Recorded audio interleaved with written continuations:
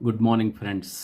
નવા એક વિષય સાથે અને અત્યારે જે બીનાઓ મધ્ય પૂર્વમાં બની રહી છે એના સંદર્ભમાં જોઈએ.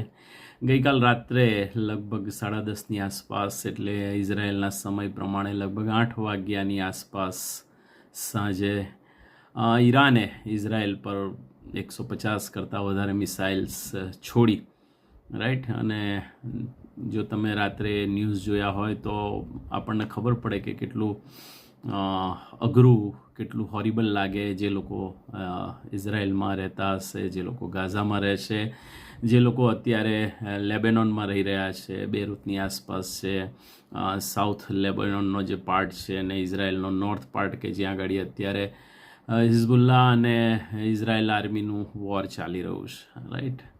અને જાણે સવારે ન્યૂઝ વાંચીએ ત્યારે એમ લાગે કે મધ્ય પૂર્વની અંદર તો હવે થર્ડ વર્લ્ડ વોર ફાટી નીકળશે. અને અલગ અલગ વિશ્લેષકો અલગ અલગ વિશ્લેષણ આપે. તમે ઇંગ્લિશ ચેનલ્સ જુઓ, તમે આપણી નેશનલ ચેનલ્સ જુઓ, તો જાણે એવું લાગે કે દુનિયા આખી હવે બહુ ભયંકર તકલીફોની અંદર આવી ચૂકી છે. પણ વલાઓ, દુનિયાના માટે એ નવું હોઈ શકે, બિહામણું હોઈ શકે, એમના માટે હોટ ન્યૂઝ હોઈ શકે, બ્રેકિંગ ન્યૂઝ હોઈ શકે. પણ યાદ રાખીએ વલાઓ, ખ્રિસ્તના લોક તરીકે મારા ને તમારા માટે આ બ્રેકિંગ ન્યૂઝ નથી, આ ટોક ઓફ ધ ટાઉન નથી, આ હોટ ન્યૂઝ નથી. યાદ રાખીએ. કેમ? કારણ કે તમે ને હું જો ઈશ્વર પર ભરોસો રાખીએ છીએ, વચનો નિત્ય વાંચીએ છીએ ઈશ્વરના, અને ઈશ્વરના વચનોમાં જે ભવિષ્યવાણીઓ કરવામાં આવી છે એને જો ધ્યાનથી સમજવાના માટે યત્ન કરીએ છીએ, તો આ બાબતો આપણા માટે નવી નથી. કેમ? કારણ કે જો તમે ઉત્પત્તિનું પુસ્તક અને એનો 15મો અધ્યાય અને એની 18મી કલમ વાંચો, તો ઈશ્વર જ્યારે ઇબ્રાહિમની સાથે કરાર કરે છે ત્યારે ઈશ્વર ઇબ્રાહિમને ત્યાં આગળ કહે છે કે એ જ દાડે યહોવાએ ઇબ્રાહિમ સાથે કરાર કર્યો કે મિસરની નદીથી, એટલે કઈ નદી? મિસરની નાઇલ નદીથી, રાઈટ, લઈને ફ્રાતની મહાનદી, એટલે કે આસુર અને બેબેલોન સામ્રાજ્ય જે નદી પર હતા, મેસોપોટેમિયાનો વિસ્તાર જેને આપણે કહીએ, રાઈટ, એ જે મહાનદીઓ ત્યાં આગળ હતી, ફ્રાત નામની મહાનદી લગીનો આ દેશ મેં તારા વંશજોને આપ્યો છે. ઇબ્રાહિમને ઈશ્વર વચન આપે છે, કરાર કરે છે, રાઈટ. આજ દિન સુધી આ ભવિષ્યવાણી પરિપૂર્ણ થઈ નથી, રાઈટ. અને એટલે જો ધ્યાનથી તપાસીએ તો હવે પેલેસ્ટાઇન પર ઓલરેડી ઇઝરાયેલનો કબજો છે, વેસ્ટ બેંક તો ઓલરેડી 73માં લઈ લીધું હતું, રાઈટ. અને હવે જોઈએ છે ગાઝા પર પણ એણે પોતાનો કબજો કરી રહ્યો છે અને ધીરે ધીરે હવે લેબેનોન તરફ આગળ વધી રહ્યું છે, રાઈટ. સો હજી તો એણે બહુ મોટું કાર્ય કરવાનું બાકી છે ભવિષ્યવાણી પ્રમાણે. અને એટલે મારા ને તમારા માટે આ નવા ન્યૂઝ હોઈ શકે નહીં જો આપણે વચન વાંચીએ છીએ તો, રાઈટ. એ સાથે જો આપણે જોઈએ તો જૂના કરારના વારસો કોણ? યહૂદીઓ, રાઈટ.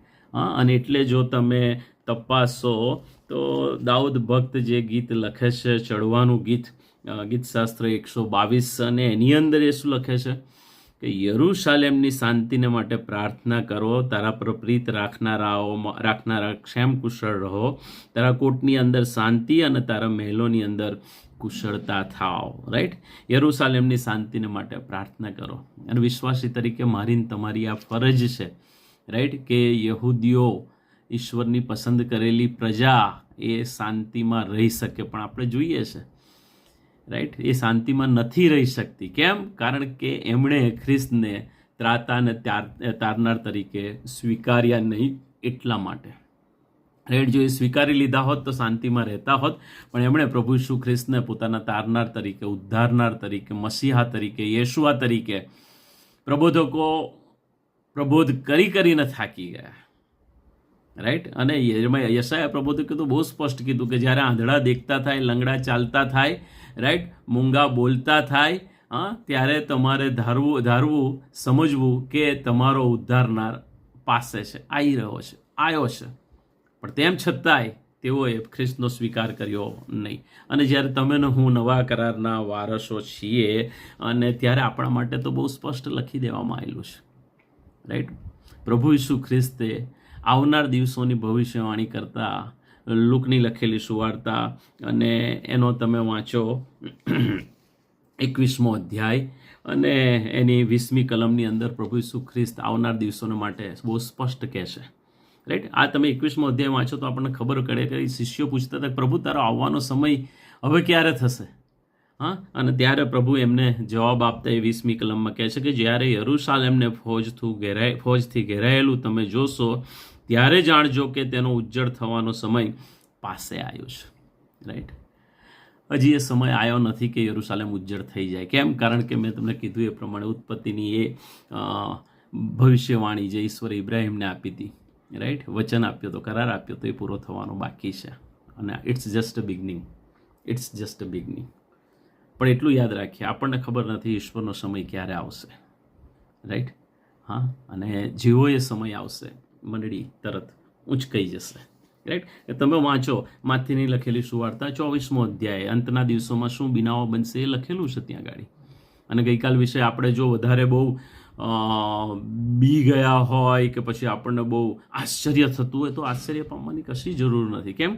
કારણ કે તમે માથી 24 અને એની તમે 6ઠ્ઠી કલમ વાંચો, ત્યાં લખેલું છે લડાઈઓ અને લડાઈઓની અફવા તમારા સાંભળવામાં આવશે, પણ જોજો ગભરાતા ના, કેમ કે એ બધું થવાની અગત્યતા છે, પણ તેથી અંત આવશે નહીં. એટલે કહું છું કે ઇટ્સ જસ્ટ એ બિગનિંગ, શરૂઆત છે. અને વલાઓ, જો તમે ને હું ખ્રિસ્તને ઓળખીએ છે તો મારી ને તમારી ફરજ છે કે વચનમાં વધારે દ્રઢ બનીએ, વચનમાં જડ ઘાલેલા બનીએ. કેમ? કારણ કે ઈશ્વરે આપણને એ ફરમાન આપ્યું છે, આજ્ઞા આપી છે. જો તમે વાંચો પ્રેરિતોના પ્રકટીકરણ અને એનો તમે 1લો અધ્યાય અને એની 3જી કલમમાં સ્પષ્ટ લખવામાં આવ્યું છે કે આ ભવિષ્ય વચનો જે વાંચે છે, જેઓ સાંભળે છે અને એમાં જે લખેલું છે એ પાડે છે, તેઓને ધન્ય છે, કેમ કે સમય પાસે છે.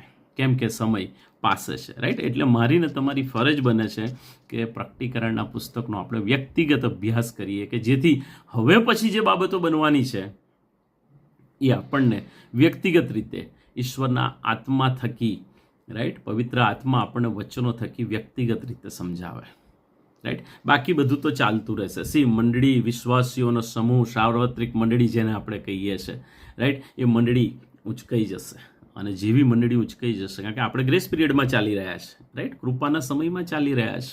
અને જેવી મંડળી ઉંચકાઈ જશે તરત ખ્રિસ્ત વિરોધી એ પ્રગટ થશે. અને જેવો ખ્રિસ્ત વિરોધી પ્રગટ થશે, ખ્રિસ્ત વિરોધીની સાથે ઇઝરાયલ કોમ્પ્રોમાઇઝ કરશે અને એ 7 વર્ષનો વિપત્તિકાળનો સમય શરૂ થશે. એના આગળના 3.5 વર્ષ એ વિપત્તિકાળના, પાછળના 3.5 વર્ષ એ મહાવિપત્તિકાળના.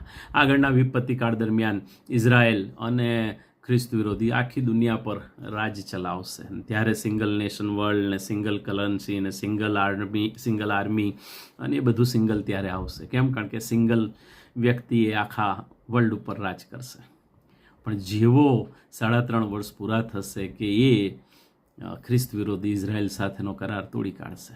અને ત્યાર પછી માથી 24ની અંદર જે લખવામાં આવ્યું છે યહૂદીઓ માટેની એ બાબતના મંડાણ થશે. શું થશે? યહૂદીઓની સતાવણી કરવામાં આવશે, એને પુષ્કળ કતલ કરવામાં આવશે. ત્યારે જઈને પેટ્રામાં સંતાઈ જશે એ લોકો જઈને, રાઈટ. ઘણી બધી બાબતો છે, પણ જો ઈશ્વરના વચનો ધ્યાનથી વાંચીએ, સમજીએ તો જ આ બાબતો આપણે જાણી શકીએ, રાઈટ. સો તાત્પર્ય કહેવાનું જે મુખ્ય બાબત છે કે આ બધી બાબતો જે અત્યારે બને છે એનાથી આપણે જરા પણ બીવાની, ડરવાની કે અંજાન રહેવાની જરૂર નથી. કારણ કે ઓલરેડી વચનની અંદર એ લખી દેવામાં આવ્યું છે. અને જો વચનો વાંચીએ છીએ, સમજીએ છીએ તો આ બધી બાબતો આપણા માટે સમજવી બહુ સહેલી છે, રાઈટ. પ્રભુ તમને પુષ્કળ કૃપા આપે.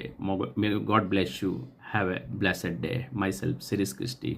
Bye bye. Take care.